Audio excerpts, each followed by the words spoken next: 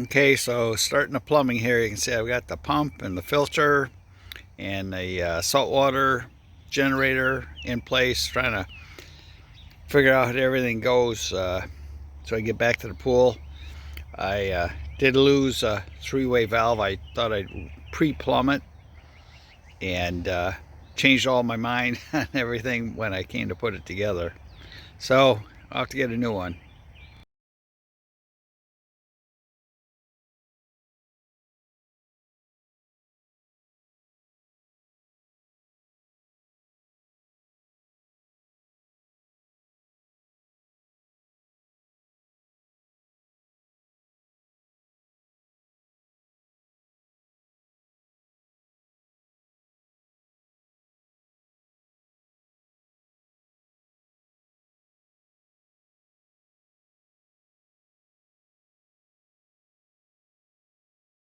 Okay, so we're going to do a little recap on the plumbing. I covered a lot of stuff. A couple of things I want to point out here. Bear with me while I lift stuff up and down. First, fittings. I found out a little later they recommended you use fittings with the 1.25" inset, and then you have your other PVC. This is all heavy-duty PVC plumbing, but if you'll notice, these fittings are about 3/4 of an inch. These are about 1.25 inches. They recommended these for a pool because it's underground. If it starts leaking, you got problems. I ended up using a lot of these. They actually sealed. I tested everything. I like them. You look, here's two 90s. This is a street 90, but this is more of a sweep elbow. So I got a nice clean 90 versus this is very abrupt. So I do get reduced back pressure using a fitting like this. Hopefully I shouldn't have any problems. Like I said, everything's glued together. I do, you know, plumbing work for side living on occasion too, so I'm familiar with using all these. I want to share this other thing with you. You want to make sure you use a PVC cement like this. This is specifically for pools and spas. It's you actually put it on the fitting 2 times to make sure there's a good fit.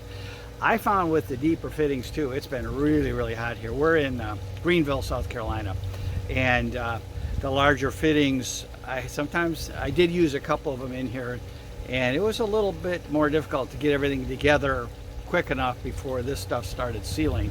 Of course, you clean and prime all your fittings too with the, that purple primer. Clean them too with the cleaner. The other thing I want to mention, and I'm gonna, well, you can kind of see all the plumbing here. Let me get my camera out of here. Basically, every screw-on fitting in here, they recommended using 2 to 3 wraps of Teflon tape. Every one of them leaked. Every single one of them leaked. I redid them a number of times. Then I tried them with the white thread sealant, and that still leaked too, in addition to the nylon threading. But when I used the nylon tape along with this Rector Seal number 5, got rid of the leakage. Everything has been working great. I have not had a problem since. As far as the plumbing goes, you can see we got our pump.